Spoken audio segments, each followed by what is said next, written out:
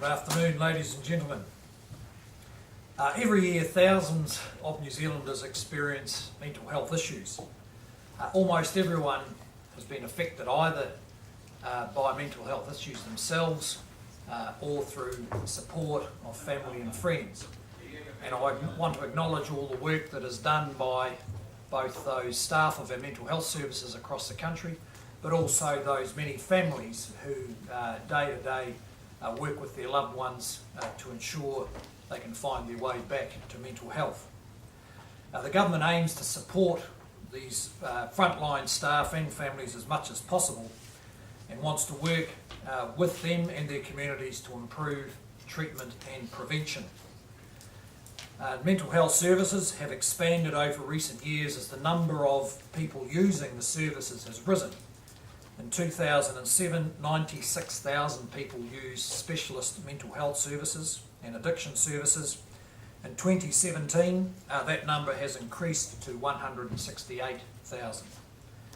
More funding for these services was provided in this year's budget, as in previous years, meaning that they will continue to grow to meet demand.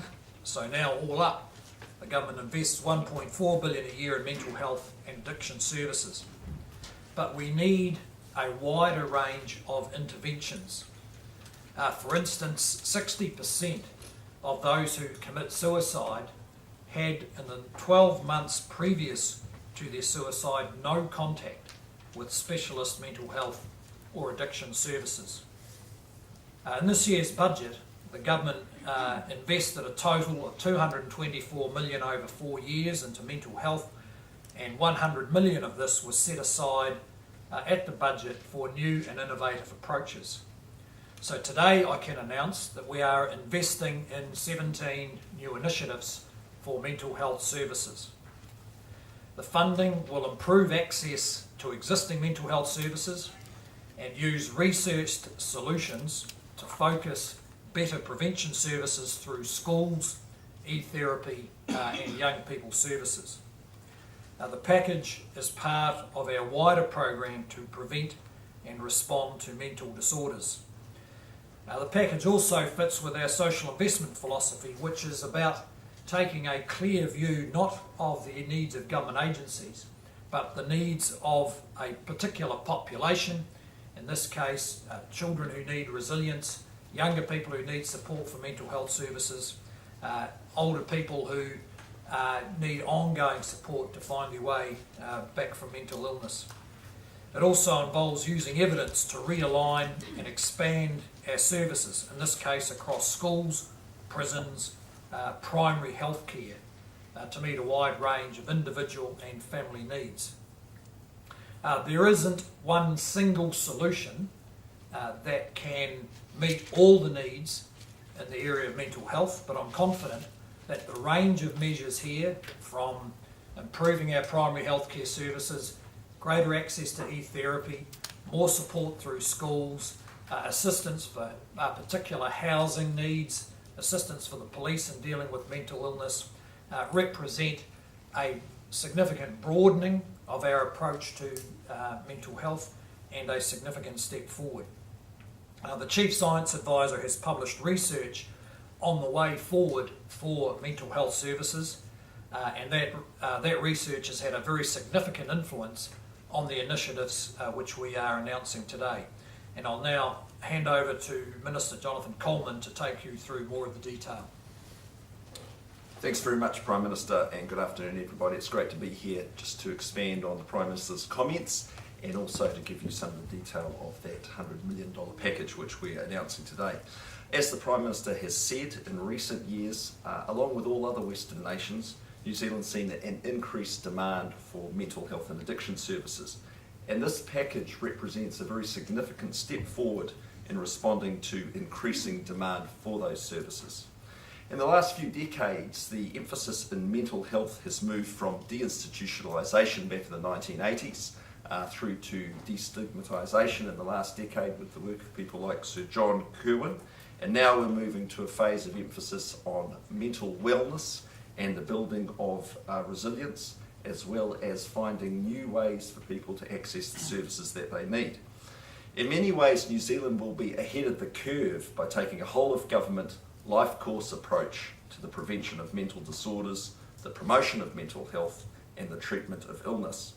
We're going to be trialling some things that are known to have worked in other places, whilst extending good practice already present here in New Zealand, all within a planned, pragmatic framework. As the PM noted, the Government Science Advisors have been involved in the design of this package, and it's consistent with the direction set by the new strategic framework for mental health agreed by Cabinet in July. Specifically, the package reflects shared cross-government responsibility for mental health by engaging workforces across departments and the sector for collective impact. It adopts a social investment approach, and it reflects a life course approach by building resilience in children and young people and addressing known risk factors, including trauma, early on in the life course.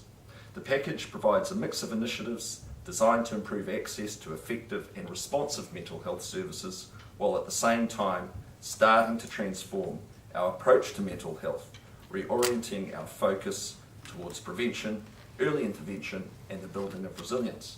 The package of initiatives will enhance and expand support across 5 focus areas that have been agreed by Cabinet, and those are children and young people in crisis, adults in crisis, people with mild to moderate mental health needs, housing support for those who need to avoid or respond to crisis, and support for children in order to respond to trauma or to prevent crisis.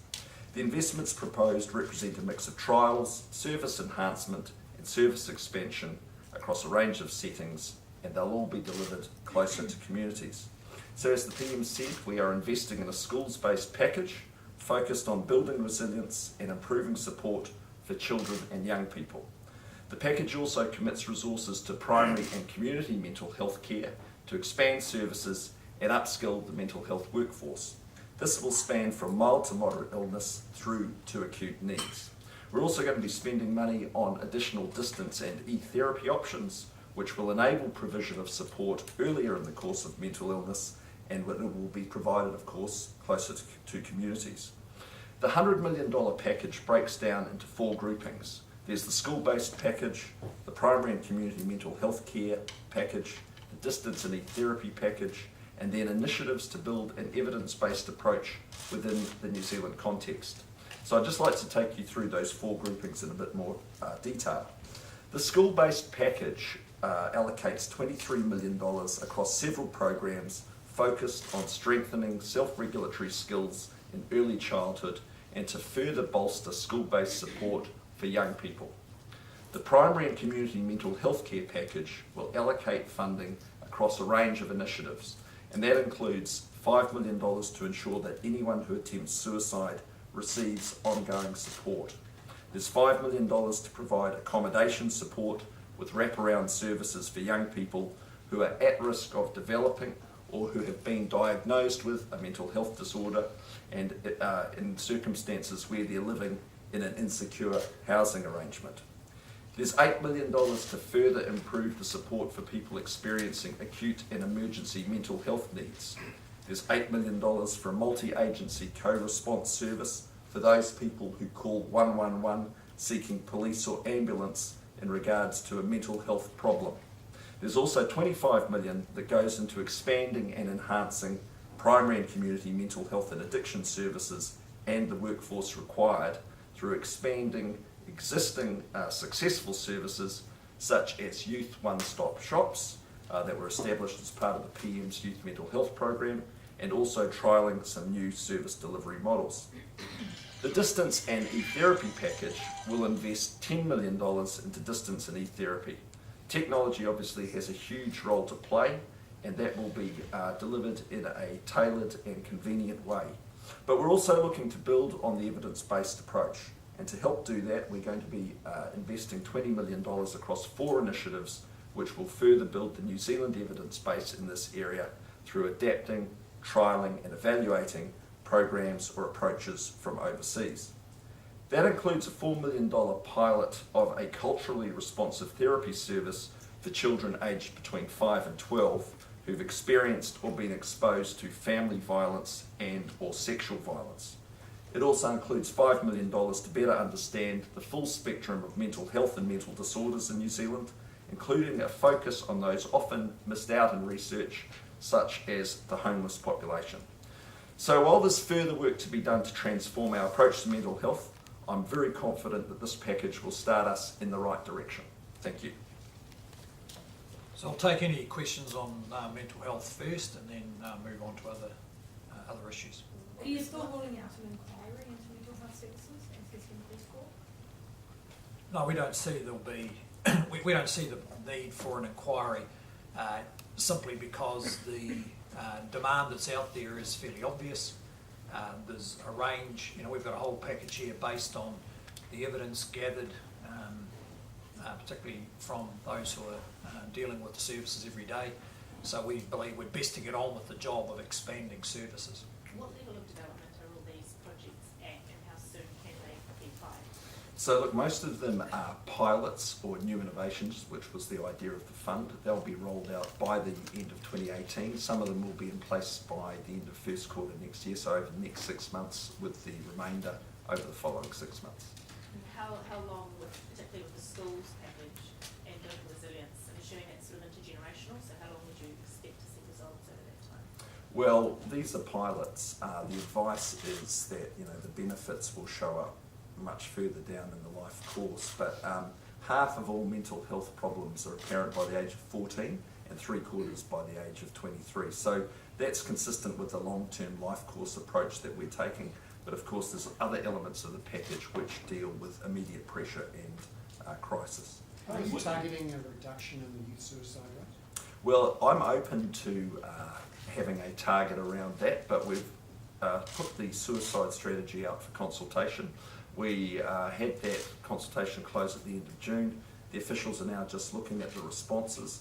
But look, I met with the people from the Zero Suicide Group, a couple of international experts 2 weeks ago, and their advice is that having an aspirational target actually galvanises the workforce, sets the culture around suicide reduction. So we are open-minded around that. If you look in Wellington, Wellington Hospital has reduced the number of its acute mental health beds by 3 this year.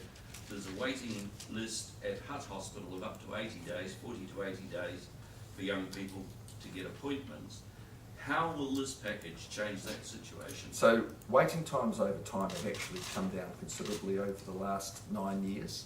In terms of beds, the model of care, as I said in my remarks, it's moved from that very hospital-based, institutionalised model of care to a focus on care in the community. And there's elements of this package, right from the resilience elements in schools through to enhancing access to services in the community, that is going to help demand with this increasing rising pressure of demand for mental health services. So we asked specifically, do we have enough beds in the system? The advice from the science advisors and the Director of Mental Health was yes, but it's providing more service around that time where people are becoming acutely unwell to try and keep them well and ideally out of hospital, because obviously that's good for them, but also the support when they move from the hospital phase out into the community. So there's elements in this package which deals with all those points. And it's pretty significant, 100 million over 4 years. A very clearly thought out package that is consistent with the latest research. So there's always going to be more to be done, but I think this is right on the right track. I was asking about the numbers. You say over the last decade, the numbers of people accessing mental health and addiction services have gone from 96,000 to 168,000. Yep, so that's an increase of 75%. Yeah, it's a huge increase. In the press release, you say funding since 2008 has gone from 1.1 billion to 1.4 billion. That's a 30% increase in funding. So is funding not kept up with demand? We've just been told funding has kept up with demand. Well, the first thing is, the demand has really ramped up, obviously way above population growth. But the answer to actually dealing with mental illness is not necessarily just more money. More money helps, but it's actually investing the type of programs in this package which will, bend back that curve of demand over time. But I tell you, I was at the WHO about 2 months ago. All Western governments are confronted with the same issue, rapidly rising demand. We're living in a very pressured society, social media, social isolation and all the rest of it, and everyone is looking for new ways of doing things, and this is very much in line with that. So it's not a simple linear equation of increasing the funding as the demand for services goes up. It's all about doing things differently. And you know, expensive hospital beds, when people are very unwell, that's not the best way to do things on a range of counts. Firstly, it's far better to treat people early so they don't become so unwell. And secondly, if we can actually build resilience in the population in that very young school age, you're going to have people going through and living much more functional lives and becoming, you know, less likely to be unwell. I mean, that doesn't mean that we're going to be able to eliminate schizophrenia or some of these very serious end disorders, but dealing at the mild to moderate end before they evolve into full depressive illnesses, the evidence shows that, you know, we've got a high chance of really decreasing the incidence of serious mental illness. Just the reason I asked the question is the Yep. Prime Minister said funding had kept up with demand, where that's not true. Well, the funding has actually decreased waiting times quite significantly, but as you can see, there's, you know, huge demand internationally. So I'm actually very comfortable with the amount of money that we've put in. I mean, it's an extra 300 million over 9 years, but it's at the point now where, look, all governments have to start doing things differently to actually make sure we've got a mentally well population. Also, so you're going to be trialling initiatives that are known to have worked overseas. Yep, some of them, Yep. absolutely, like So- some of the electronic things. Why strong trial them? evidence. Why not go straight into them? Because we've seen with the serious young offenders policy, you're going straight into something that hasn't worked overseas, and whereas now you're just going to be trialling something that you know to have worked overseas. Well, we've got to make sure that it works in the New Zealand context. So, for instance, cognitive behavioural therapy, you know, strong evidence for that being delivered electronically, but at the same time, we've got to make sure that we design the programs and adjust them as we roll them out so they are fit for the New Zealand context. Are you going to put any more staff in? Because I see that you're training up 250 youth support workers and Yep. 13 psychology interns, but are you actually going to put more mental health nurses? Well, the numbers of mental health nurses have increased by 600 over 9 years, and you know it sounds incredible, but there's actually an extra 150 psychiatrists, full-time equivalents in New Zealand. So in the budget package, there was 100 million for this. There was this that we've announced today. There was 24 million for initiatives across MSD, corrections, and Maori development, but also 100 million through the DHBs, through the ring fence reserve for mental health, which is to deal with demand and growth pressures, and that pays for the extra psychiatrists and mental health nurses that are needed. So that doesn't need specific funding. There's funding already allocated to the DHBs in that $439 million they received, which deals with that particular pressure. Just on mental health, have you made any progress regarding the police ban on recruiting people on antidepressants? Look, you'd have to talk to the Minister of Police around that, but you know, I've expressed a view on that. Does that send a really bad message? Look, that is a question for the Minister of Police, but as I said at the time, if I recall, Paula agrees with me that that's something the police need to look at, because you know there's plenty of people who can function perfectly well in their jobs in a wide range of spheres with treated mental illness, including the police. I mean, just the things you've mentioned, new way of doing things, resilience and population. Yeah. The government needs to make sure we have a mentally well population. Does the fact that you're not allowing people with mental illnesses into the police force, doesn't that send the wrong message in terms of all those things you've just talked And about? Paula and I have both made statements on that previously, saying that, look, we can't see any reason under the right circumstances police can't be recruited if they're on antidepressants, just like anyone working any other job. So I don't think we disagree there. Look, yeah. So are there other government departments or other services where there are the same restrictions on employment? None that I know of. You've put a big focus on youth in this package, Yes. on school-aged kids, but the biggest suicide rates are in 25 to 54-year-olds, aren't they? So what have you given up on that No, generation? there's $25 million in here for people in crisis, so to access services in the community. But there's no question when you look at the suicide statistics, you know, where we do have an issue out of proportion is around Maori, Pacifica and young people. So there are initiatives in here that deal with that older age group as well. But if you're taking a life course approach, all the advice is you've got to get your settings right for that younger group.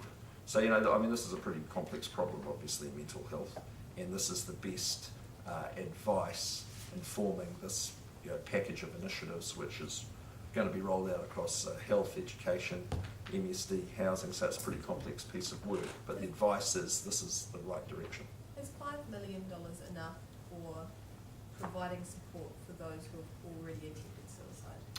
Well, like in health, you tell me what the right number ever is. I mean, the point is with it, this is a wide-ranging package, 100 million, very comprehensive package with a lot of money behind it. And all these initiatives are a good start. There'll be future budget rounds and the opportunity to evaluate this work here and build on it in the future. Treasury blasted you and the ministry for having done this work before the budget. Why They didn't blast me, but look, the fact is Treasury write lots of commentary for the Minister and they're entitled to do so. Their comments were picked out of an OIA. I think probably slightly out of context, but it is their job to run the ruler over what ministries propose. And partly as a result of that, we've come up with this cross-portfolio, cross-departmental and cross-ministerial approach, which is right on the right track. Can you just give us an idea of how many extra social workers, psychiatrists and psychologists are likely to come out of this funding?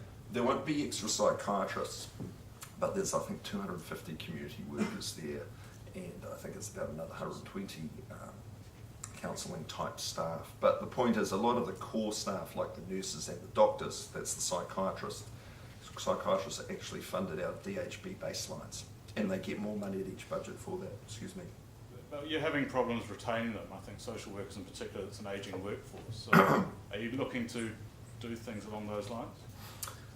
Look, it's a challenging area of work. It's a good area to be working in, and I think what you'll find is a lot of people working in that area will feel quite energised by the emphasis and direction of this particular package. So I think it is on the right track, and I'm very comfortable with where we've got to with it. Would they not feel more energised if they know that there's a younger generation of social workers, psychiatrists, psychologists coming there through is a the younger ranks? generation of mental health workers coming through. So, I met with the Royal College of Psychiatrists the other day. The numbers of New Zealand trainees have actually doubled over the last 5 years or so. And actually, for people coming out of nursing school, I think mental health is the second top option. So people are actually wanting to work in mental health. What about GPs, where there is a recruitment issue with Yeah. graduates? I mean, do you expect this to help, I guess, ease the pressure from recruitment, but ease the pressure on GPs? It certainly will all help because there'll be additional assistance as well as funding and different channels for people to seek mental health assistance in the community. So I expect general practitioners will welcome this, and it would be hard to criticise this package, but I certainly expect some people will say, oh, but there's not enough money, but that's what we get every day in health. Do you expect that you're going to struggle in the sector to keep staff, given that the pay equity deal for aged care is looking to maybe pull people across from mental health? Well, you've got to remember with that pay equity deal that the mental health workers were specifically excluded by mutual agreement of both parties right at the start, and the ministry is currently doing some work to just evaluate the mental health workers' pay equity claim, just to assess if the work they do truly is equivalent to the care and support workers. But look, the big thing about the pay equity deal, so it was a $2 billion deal, 55,000 of the lowest paid and most deserving people in New Zealand, and of course it was a change in relativities. If it wasn't a change in relativities, it wouldn't have been worth doing. So it was actually meaning that those very deserving workers are now paid more relative, or more than some others. So if everyone was just going up on the same scale, all you'd have would be an inflationary effect. So what advice have you got about potential loss of staff Oh, anecdotally, people are saying, well, why would our mental health workers not go across and work on the person in the next bed who is a care and support patient? But look, the fact is that pay equity deal, it was a major change to the settings around how people are paid, and certainly in the health sector, it's going to take a while for that just to settle down. But I absolutely think it was, one of the best things we've done during our term in government, and it'll just take a while for that to move through the system and everyone to understand what that means for other professions. But we've got the pay equity legislation going through now, which sets a framework for how other groups can make claims, and so it'll just take a while for people to assess whether they want to make a claim, but there's a very clear way for them to test that claim or those claims. Just going back to the suicide target. Yes. When will we likely hear an announcement about whether you will adopt one or not? Look, I'm not putting an exact time on it, but Before we've the got a lot election? of. I'm not committing to that either. Like, we've just got to get the advice back. We haven't had the final advice on the public and sector feedback on the suicide strategy. But I mean, it's very much on my radar. It's not going to be forgotten about, least of all by you. Yeah. Just on that police recruit ban on the antidepressants thing, have Yeah. you met with the Commissioner about it? No, I haven't. Have you spoken to the Commissioner about it? No, that's Paula is handling that. Do you think it's wise for you to speak to him, considering you're the Minister of Health? And you can No, talk it's not. about No, these issues? Paula deals directly with the Commissioner, and everyone's well aware of the issue. So no, I won't be speaking with them specifically. But Paula and I have spoken about it, and Paula handles the police portfolio. Considering more and more police call-outs are about mental health issues, isn't it quite a good thing that there are police officers there who have personal experience about dealing with mental health issues, who can... It's really hard to say, to be honest. I mean, that's starting to get into an expert area, So, I mean, what the police are dealing with in mental health call-outs are at the the more extreme end of mental illness. Now, that might be quite different from their own experience, but look, who can say whether someone who's been put on antidepressants by their GP, if that makes them better or worse equipped to deal with someone with a very serious mental health disorder. I don't think probably it's that relevant to what they do when they're out on job. But look, those are all questions, in terms of anything to do with the police, that's for Paula. That multi-agency Yes. approach, how will that funding sort of be split up? Will most of it, because police are responding to a lot Yeah. already, will most of it be going toward ambulance and DHB so they have people to send out, or? Well, the design of that still has to be worked out, but at the heart of it, you'll have, the ambulance, the mental health worker, and the police all going out together. So we'll just have to look at how that feeds into those three very different services, but focused on the same patient. Okay, thanks very much. Thanks, Prime Minister. Thanks. See you later. Thank you. Thanks. Thank you. Prime Minister, you'd be aware about an issue in Australia's Parliament today regarding Deputy Prime Minister Barnaby Joyce realising he's a New Zealand citizen. Have you had any discussions with the Australian government about this issue in the last few days? No, I haven't. I was informed later last week that it could be an issue. From the New Zealand point of view, it's simply a matter of Department of Internal Affairs applying New Zealand law, and as I think Peter Dunn's outlined, they say that unwittingly or not, he's a New Zealand citizen, and then it's a matter for the Australian system to decide how Australian law applies in his case and how they deal with the issue. But so that was dealt with by communicating through the through the New Zealand High Commissioner in Australia to Mr. Joyce. I didn't discuss it with any part of their government. How are you unwittingly a citizen? Can someone force that on you? Well, it's a citizen by descent in New Zealand law. Is he That- any that's relation that's of my Stephen? advice. Is he any relation of Stephen Joyce? Who? Barnaby Joyce? Not as far as I know. If he decided that he wanted to get rid of his New Zealand citizenship ASAP, could we accommodate that? Well, you'd need to talk to the experts about that. I wouldn't want to give an opinion on it. Would you Do like? we have to accept them? I mean, can we turn back Joyce or something? Would you like him to come be part of? He's a Nationals senator over there. Would he put him in the? Well, I'm sure he'd fit into New Zealand politics somewhere, but I don't think that's what's on his mind at the moment. I think he'd like to clarify his status in Australian politics, where he's been pretty successful. Can we use it to our advantage? A Kiwi at the top of the Australian government. Well, it's, for them it's a pretty serious issue, and they're going to have to work their way through the application, I think, of the Australian Constitution to the situation. Do you find this a little ironic, given the tightening of rights of, Kiwis in Australia? Well, it is, but I don't think anyone meant it to be ironic. I think it's they've had a few other politicians who've got caught in this, and now Senator Barnaby Joyce. Should we be offended by how much he doesn't want to be a New Zealand citizen?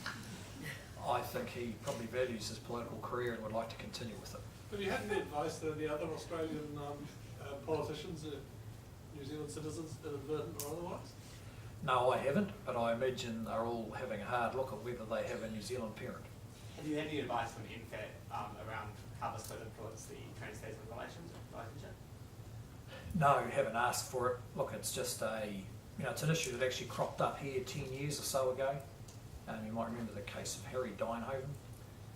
And look, these things are almost always accidental, aren't they? No one sets out to confuse the public with their citizenship.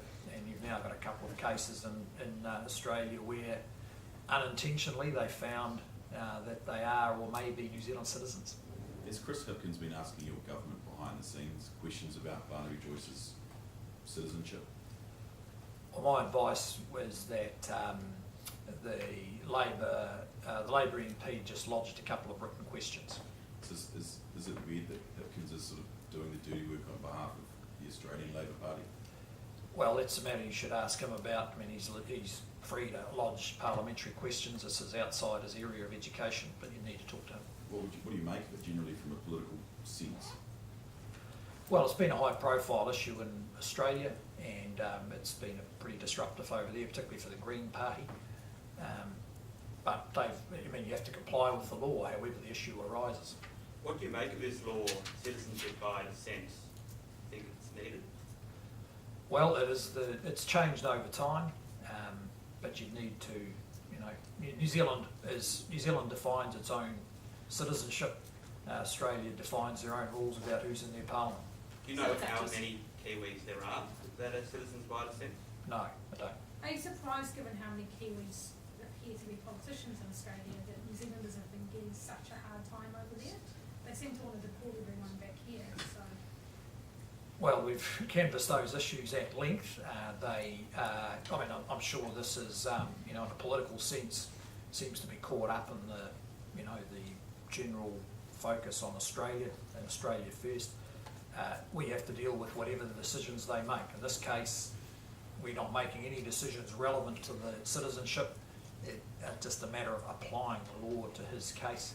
You said you haven't had any communication about it, but just personally, you're close to Malcolm Turnbull. You guys text fairly regularly, from what I understand. You send him any text messages or received any? No, haven't raised this issue with him. Does he raise with you? No, he hasn't. From my point of view, it's a matter for Barnaby Joyce and for the Australian law, and it's a reasonably serious issue in which New Zealand has no active role. Just on the issue around the boot camps, new policy announced yesterday, how does your new policy differ from, can you just go through how it differs from other boot camps we've seen in the past? Well, it applies the lessons of other programs for offenders. So, for instance, in this case, it's a lot longer, so it's 12 months instead of 6 or 12 weeks. Secondly, it will be backed up with a program we didn't have before, like Whānau Ora, and that is support for families so that they can get their lives back together, because it's almost certainly the case that the family is not in great shape if we've got very young people committing serious offences. I think the third lesson is you need to have literacy, numeracy and alcohol and drug addiction as part of the program. So it's in a more intensive version, I have to say, a lot more expensive, a lot longer and much more comprehensive. The tool that police, the screening tool, the youth risk screening tool, is facing some criticism because 6 of the 14 factors appear to be completely out of the child's control: where they live, what their parents have done, whether there's been SIFS intervention. Is that fair? Well, all of these tools are about how you can better focus the services. They're not about who's to blame or whose fault it is. It's about how you decide which people where need the support. And in this case, the police tools, along with others, have meant that for the first time, we can focus on what is the very hard core of youth offending in New Zealand. So the tools are useful for directing where the resource goes. It's not about blaming them, as I said. What it also does do is enable the services to be more tailored, because one of the big problems with a lot of the services for our young people have been they've been kind of big blunt services who sort of roll out the program and you hope that the kids pick up with it and you just keep on going. What we're doing now is a much more nuanced and tailored approach to understanding the groups that you're dealing with. So this group of 150, in the budget there was another money allocated for 2,000 young offenders between 14 and 17 who are not near as serious but looking like they could do.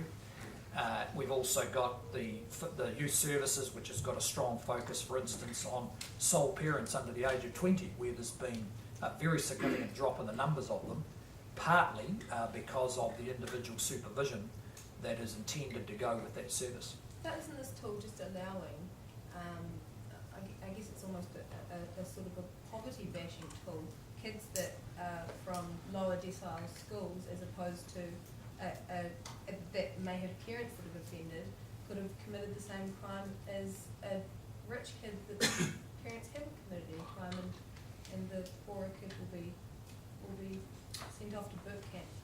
Is that fair? No, it's not fair. In this case, the offender, the young people who are the subject of the service have to have committed a very serious crime. That's the main sorting mechanism. The point about the screening tool is that it gives the police and others who may have access to it on an appropriate basis better ways of focusing the resource where they need to focus it. I mean, for instance, you take that spate of aggravated robberies. It's not random, right? It's the product of groups of kids behaving in particular ways. That is now better understood. Ideally, we can, with each of those young offenders, be working with their family at the same time as working with them, because it's almost certainly the case that the family, or very likely the case that the family will have a very distrustful relationship with government, that they'll be dealing with lots of different agencies on a sort of crisis basis, that they're not making progress, that the same problems keep repeating. So, we want to use these kind of interventions as a way of getting in the door with our toughest, most intractable social issues. And that's why these tools help. And New Zealand, I have to say, is in many respects one of the more advanced developed countries in getting better at understanding the people and the families who most need the support. And it's because of the quality of those tools that we're willing to invest, in this case, about $100,000 per offender, because we now understand much more clearly the life course that they will follow and the very expensive, the high cost and the misery that they'll endure if we don't do something about it now. You said before that it was backed up by whānau ora, but the Maori Party that's championed whānau ora has rejected it completely. Rejected the policy. Shane Taurima says, claims that our rangatahi have lost their way, will not work and will not be supported under the Maori Party's watch. Well, look, the Māori Party's free to campaign and say, run its own ideas. The point I'm making is that part of this approach does include whānau ora, which was put in place with the full support of the Māori Party, precisely to find the way into these sorts of families. But they don't support it, and that's your support party that doesn't support it. Yeah, well, they don't run whānau ora. The fact that whānau ora is probably dealing with some of these families right now. Labor's raised policy today around free driving lessons and civics education in schools and so forth. Do you think that's a good idea? Oh, look, I think it's just another one of their half-thought-through policies. And the schools already have the ability to give NCA credits for driving. They seem to have missed the fact that fewer young people are going for their driver's licences these days, not more. if you want to put resource in, you need to target it. You don't just walk into the assembly hall and say to, 1,000 kids, 500 kids over the age of 16, you're all eligible now for 5 hours of free driving training. I think that's going to create chaos in schools. What's in place right now is focused and targeted efforts to help people get licences in our prisons and among our young people, particularly in rural areas. But at school, you can get NCA credits for getting a driver's licence. But isn't it a good thing if you can give everyone driving lessons and have every kid driving? Why would that be a negative thing? Well, quite a lot of them don't want to. I'm just making the point that if you're running a school and someone turns up and says to 16, 17-year-olds, you're all entitled to free driving lessons, they may take them, they may not pass their licence, it may be pretty disruptive. General point is there is a need for driver's licensing. It's met two ways. One is they can get NCA credits already, and secondly, there are groups where the lack of a driver's licence leads to driving offending, inability to get work, and that's where you want to target the resources, not just throw it at everybody. What's the evidence backing for the fines for parents if kids are out 12 AM, 5 AM without supervision? I mean, aren't you just taking money out of families that are likely to already be poverty? I think the main point of that is to reinforce the message of responsibility. If a 12-year-old is out on the street at 2 AM in the morning, the people who are primarily responsible for that are parents. Now, it may be in individual cases the child's out of control and defiant and rebellious. The police are able to apply it in a discretionary way. And I think the most important aspect of it will be starting the discussion with the parents about what is happening in the household that means that these very young kids are getting themselves into vulnerable situations where it's easy that they could tip over into offending. So we're willing to try that out. But is there any research backing? What's that? Is there any research backing to this, or is it just that? I haven't seen research advice on it, no. But we want to move on from it just accepting that 12 and 13-year-olds are wandering around in the middle of the night and no one's responsible. We don't accept that. So the first port of call is the parents. If an infringement notice helps us get in the door, helps the police get in the door, we think that will probably be a pretty constructive discussion. So On what water. evidence is there that 12 and 13-year-olds are wandering at 2 AM then, if there's no research to back it up? Well, he's asking about research as to whether infringement fines work, and I'm saying I haven't seen that. But I've certainly heard the anecdotal evidence that this is what police and youth workers find young children, or young people, they're a bit more than children, young people out and about between 12 midnight and 5 AM. Just on the Been numbers. an increase in that, or What's that? has there been an increase, or is it just? Well, I've heard the anecdotal evidence. Whatever there is, if there's any of them, it's one too many, and we do want to reinforce the notion of that parents are responsible for their kids, even if they're not able to, but have the discussion with them about whether they're able to exercise that responsibility. On the numbers you're talking about, it's the 150. We think there's 150 of these young people at the moment out there, and the boot camps would only take 50. Is that right? So are there going to be services for the other 100? Well, a number of them will end up, or already are, in youth justice facilities or in adult jail. There'll be obviously a transition because a number of those people already have sentences that they're serving. And so this is a new tool. And as the new tool's available, we would expect that it'll be applied by the courts. There's then the issue of how many make the choice. Some of those young people may well choose the youth justice facility or jail. On water policy, on water policy. Oh, yep. Sorry, I'll start on water over here. Yeah, would a national government be willing to agree to Māori playing a statutory role in the allocation and ongoing management of water resources?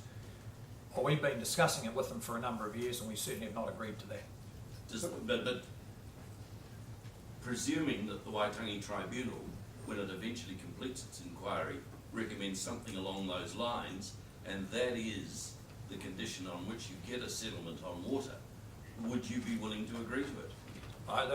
We're not going to speculate about that because there's a number of different ways in which a settlement on water or progress on water could be made. So far, we've focused on rights and interests, not ownership. And that's taken us a long way down. It's a long way towards what we've now achieved, which is this national measurement system, the national policy statement that's in place, some changes to the RMA, which enable local Māori interests to be expressed. We haven't been, in fact we said explicitly a number of years ago we weren't aiming for a national settlement, and that hasn't changed. Do you agree with your minister when he says if it were introduced, Labour's water royalty, that it would cause these treaty settlements, existing ones, to be renegotiated? Well, it could cause a lot of problems, because a royalty implies ownership, and that ownership will certainly be contested by iwi. Up to now, the government has never asserted ownership in that way, and I think the Labor Party has just bumbled into it. I don't think they've thought about it. But Labor says these existing settlements have explicitly have clauses which say the freshwater issue is unresolved. Well, I think they quoted the Ngāi Tahu settlement, and I'm advised they're just wrong. Ngāi Tahu settlement does not say that. But whatever the settlements say, the royalty asserts Crown ownership. That has never been done. And the Labor Party have bumbled into it. It's another half thought through policy done on the fly because of its look politically attractive.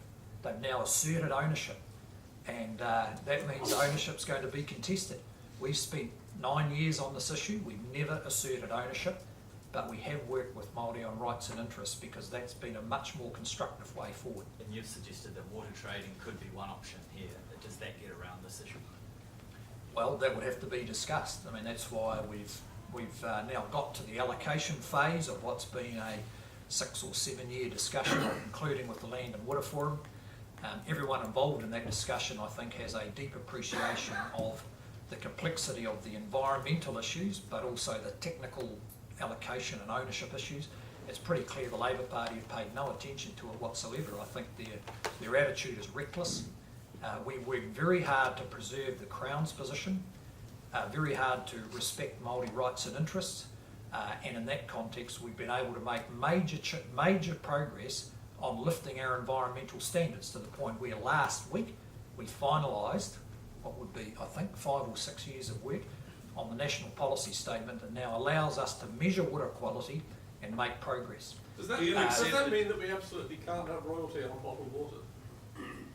Well, I'm just saying their policy asserts ownership, and therefore ownership will be contested. But you're examining the possibility of charging for people to bottle water. Wouldn't that be a royalty? Wouldn't that assert ownership if you do that? Well, it's gone. We treat it as part of the discussion about water allocation, and that discussion is a difficult one, precisely for the reasons I've just outlined. That if you don't want a contest over ownership, then you have to think about the mechanisms. So can you rule out today national imposing a royalty or applying a royalty to water bottlers? We can't see a way that you can apply a royalty that does not end up with a contest over who owns that water. How can you end up with an allocation regime that does not make provision for Māori? That's the question ahead of us. What the point I'm making is you can't just bumble into it, asserting ownership and hoping that Māori will take no notice. But you've said, in answer to an earlier question, that you didn't believe that Māori could play a role in the allocation and ongoing management of water resources. Now you're saying it's a question ahead of you. Which one is it? No, are they out, or are you still considering bringing them in? I said we haven't agreed to it. That's what I said. And that is, look, these issues are about dealing with uncertainty. Out ahead of us, Māori assert rights and interests of water. We've been dealing with that pretty successfully, but it takes an awful lot of work. We've made some real progress that now is enabling us to lift environmental standards. If you talk to Māori, they'll tell you the next big issue is allocation. And that's partly because they want access to water, which they haven't been able to get for commercial purposes, and partly because some of them assert an ownership. And so we're going through a process that treads very carefully but respectfully through that minefield. The Labor Party have blundered in, asserted ownership, and so that's going to be contested. Of course, the other question for them is what their proposed coalition partner Winston Peters thinks about it. what circumstances do you think there are under which it becomes possible to manage water unless it has some pricing mechanism attached? And how likely is it you'd ever get a treaty settlement, any treaty settlements around water if they don't have some degree of monetary value involved? I think that's yet to be seen. That's why we've set achievable goals about how to revolve water policy. We're very proud of the progress that we've made, particularly with the finalising now a national measurement system for water quality, which is the striking bit about that is it's almost all agreed. Māori, recreational, farmers, commercial users, fishermen, they've been all part of that process. That's the kind of effort that it takes to make progress, and some would argue the hard bit is ahead of us. So why not look at a Waterlords deal to solve these issues of allocation and pricing? It seemed to work for the fishing industry. Because it's much more complicated, that's why.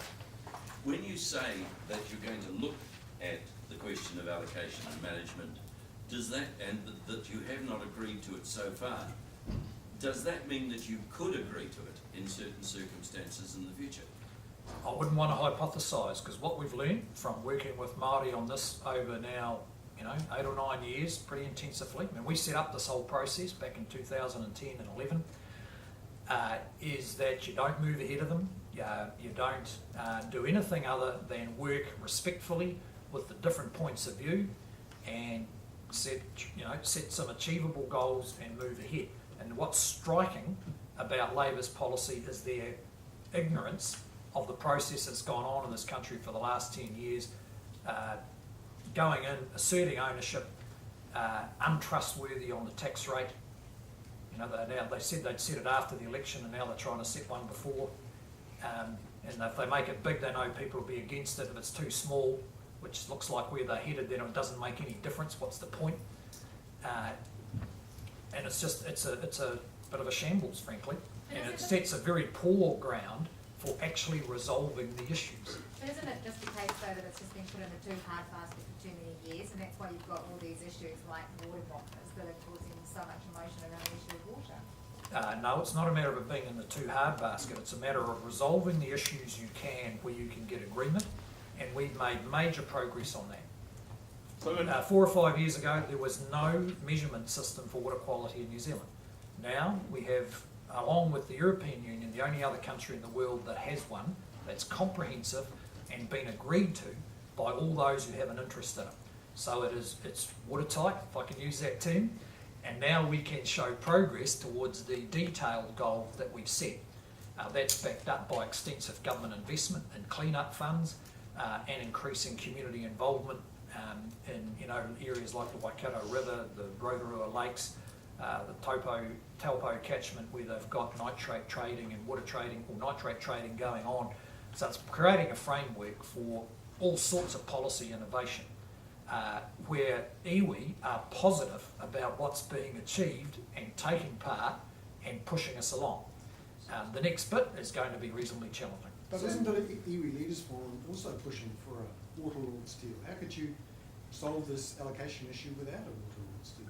Well, when we've tested rights and interests, it turns out that there's a whole lot of local rights and interests. They don't assert, and haven't for some time, a national Māori interest in water. Because that's been a big part of the discussion. It turns out that their rights and interests are highly localised, and they range from an interest in resource management through to a small number of cases where there's assertion of very close customary use and maybe ownership of particular water sources. what are your views on nitrates? Sorry? One more and then I'll Just go. quickly on the Christchurch Cathedral, the Anglican Diocese have said one of the options they're seriously considering is to gift it to New Zealand. Presumably that would put it under the government's responsibility. Does the government want it? Well, that's a brand new option, and we don't want to get in the way of the synod process, so we'd have to consider what they think they mean by that. But that decision, if that's a decision, that's still ahead of them with a synod in 2 or 3 weeks' time. We've still got an offer on the table for them for government support. We hope that they will consider that. No doubt there's a bit of negotiating pressure going to be applied over the next couple of weeks. You sound reluctant, would you refuse? Well, look, I don't want to get ahead of their process. They're the owners of it and they get to make a decision. And we just want them to make a decision in early September because I was in Christchurch last week in the CBD there. The convention centre contract's being awarded. The public servants are moving back into the big buildings, the next one being the Justice Precinct. The East Frame starting, just getting going. Everyone's impatient to see progress, and the cathedral is really the next big decision to be made. Can you see, can you see a situation where nitrates trading is more widespread around the country? A scenario of that happening? Oh, it's possible, but it's very dependent on the particular catchments and whether it's appropriate or not. If Xavier or Bartholomew or Tom or Luke, when they were under the age of 14, snuck out to go to a party, would you be happy to pay a $100 fine? Well, if they were hanging around out there and I wasn't acting responsibly, then yes. Even though you didn't know about it? Well, that's the discussion you'd have with the police, but it would certainly bring your attention to your responsibilities, wouldn't it? I can't recall that happening. Thank you.